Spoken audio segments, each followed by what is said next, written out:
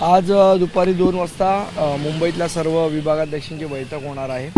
आपल्याला माहिती आहे की ज्या पद्धतीने राज्य सरकार आडमार्गाने हिंदी भाषेची सक्ती पहिलीपासून मुलांवर करू पाहते, या संदर्भातल्या आंदोलनाची दिशा ठरवण्यासाठी आजची बैठक विभागाध्यक्षांची बोलवली गेलेली आहे।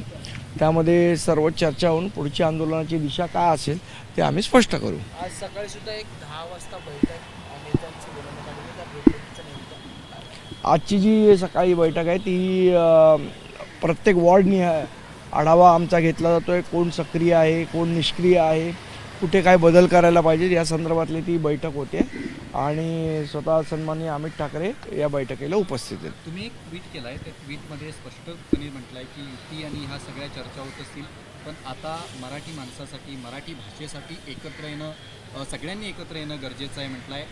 नेमका त्याचा अर्थ काय जायचा? कारण की काल उद्धव ठाकरेंनी असंच म्हटलं की मराठी भाषेसाठी सगळ्यांनी एकत्र आलं। मला असं वाटतं मनसे कोणाबरोबर युती करणार नाही करणार या चर्चांपेक्षा महत्त्वाचं सध्या महाराष्ट्रामध्ये ज्या पद्धतीने आडून हिंदी भाषेची सक्ती करण्याचा प्रयत्न केला जातो आहे, मला असं वाटतं सर्वप्रथम त्याला सर्व मराठी माणसांनी एकत्र येऊन विरोध करणं आवश्यक आहे आणि त्या दृष्टीनेच आमची तयारी चालली आहे।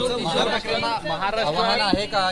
जी भूमिका आहे त्या म्हणजे उद्धव ठाकरेंनी जी भूमिका घेतली त्याचं तुम्ही स्वागत करा? सगळ्या मराठी माणसांनी ही भूमिका घेतली पाहिजे हे आमचं म्हणणं आहे आणि जे त्या संदर्भातली भूमिका घेतील त्यांचं स्वागतच आहे। आंदोलनाची दिशा ठरवताय, या आंदोलनामध्ये उद्धव ठाकरेंनी सुद्धा उतरलं पाहिजे का?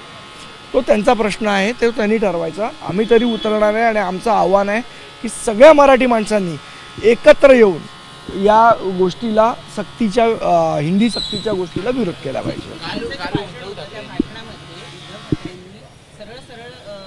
जी चर्चा आहे युतीची मनसे आणि शिवसेना उद्धव बाळासाहेब ठाकरे कुठेतरी सकारात्मक चर्चा दिसते आतापर्यंत। तुम्ही म्हणत होता मी तुम्हाला सांगितलं की युतीचा उद्धव ठाकरे बोलताय, युतीचा निर्णय किंवा आघाडीचा निर्णय जो काय आहे तो सन्मान्य राजसाहेब ठाकरे घेतील। एक